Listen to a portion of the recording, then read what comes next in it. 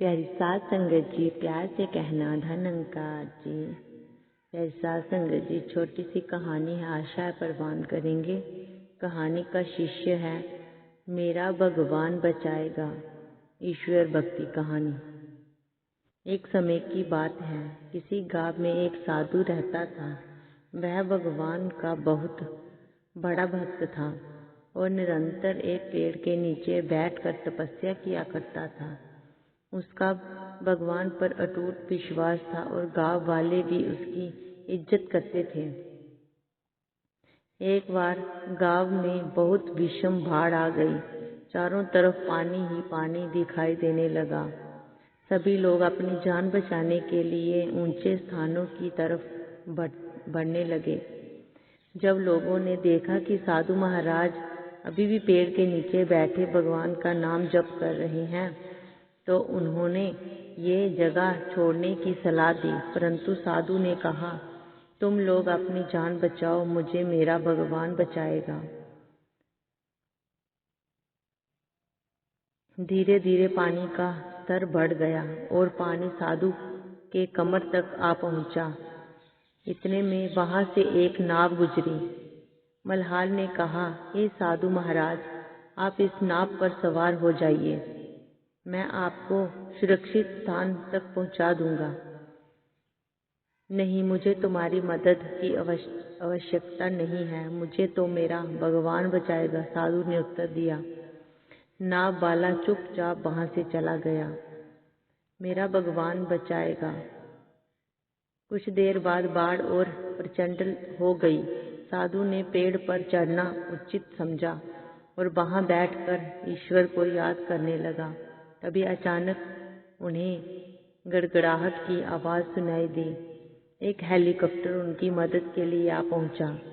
बचाव दल ने एक रस्सी लटकाई और साधु को उसे जोर से पकड़ने का आग्रह किया, पर साधु फिर बोला, मैं इसे नहीं पकड़ूंगा, मुझे तो मेरा भगवान बचाएगा।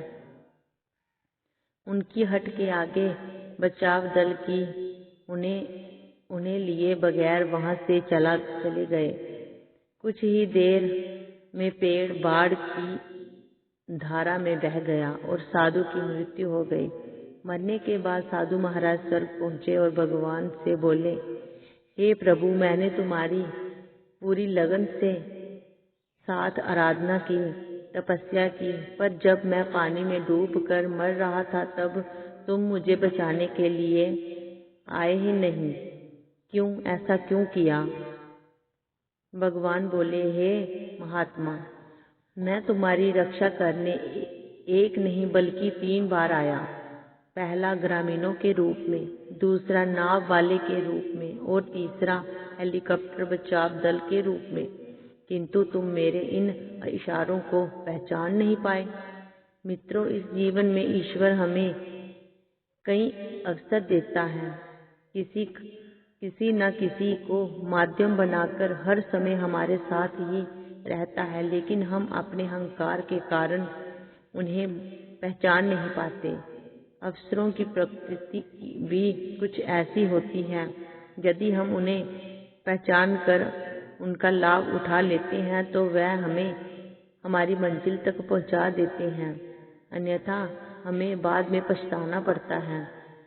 तो प्यारी साध संगत जी, प्रभु परमपिता परमात्मा निरंकार ऐसे तो हमें हमारी मदद करने नहीं आएगा, क्योंकि वो तो किसी न किसी रूप में ही आ सकते हैं।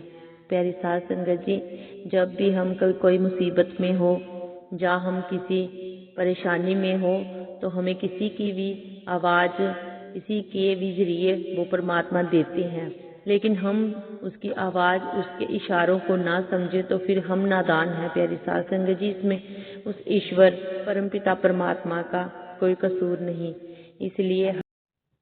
इसलिए कि हमारी भक्ति ऐसे हो कि हम इस परमपिता परमात्मा का इशारा समझ पाएं और इसकी रजा में रहकर अपना जीवन व्यतीत करते जाएं। तो प्यारी साध संगत जी, प्यार से कहना धनंकार जी।